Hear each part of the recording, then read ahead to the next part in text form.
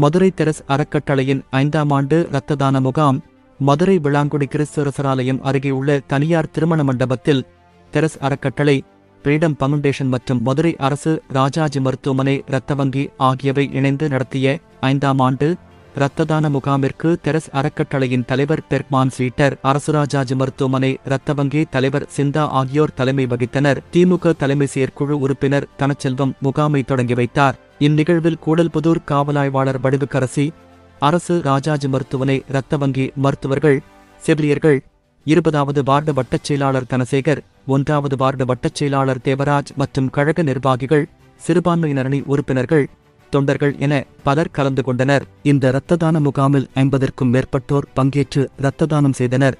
அவர்களுக்கு பாராட்டுச் சான்றிதழ் வழங்கி கௌரவிக்கப்பட்டது.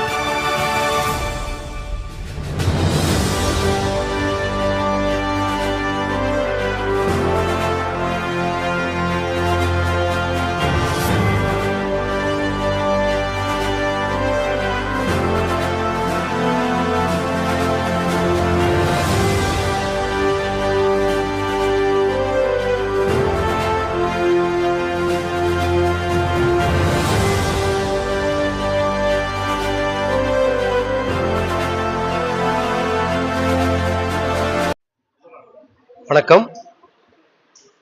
நாங்கள் தெரஸ் அறக்கட்டளை சார்பாகவும் ஃப்ரீடம் ஃபவுண்டேஷன் சார்பாகவும் ஆண்டுதோறும் சில மருத்துவ முகாம்கள் நடத்துகிறோம்.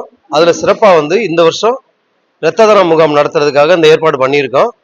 இந்த காலகட்டங்களில் பார்த்தீங்கன்னா காலேஜு, ஸ்கூலு எல்லாமே லீவில் இருக்கனால அரசு மருத்துவமனையில் இரத்த தேவைப்படுவதற்கு ரொம்ப சிரமமாக இருக்கிற காரணத்தினால ஆண்டுதோறும் இந்த இரத்த முகாம் நாங்கள் நடத்திக்கிட்டு இருக்கோம். இந்த நேரங்களில் எடுக்கக்கூடிய இரத்தங்கள் அங்கே அறுவை சிகிச்சை பண்ணுறவங்களுக்கு, பிரசவ காலங்களில் இருக்கக்கூடிய மகளிருக்கு, மற்ற தேவைப்படுறவங்களுக்கு எல்லாமே அரசு மருத்துவமனை மூலியமாக நாங்கள் இந்த முகாம் நடத்தி எங்களால் முடிஞ்ச ஒரு சின்ன ஒரு உதவியை நாங்கள் செஞ்சுக்கிட்டு இருக்கோம்.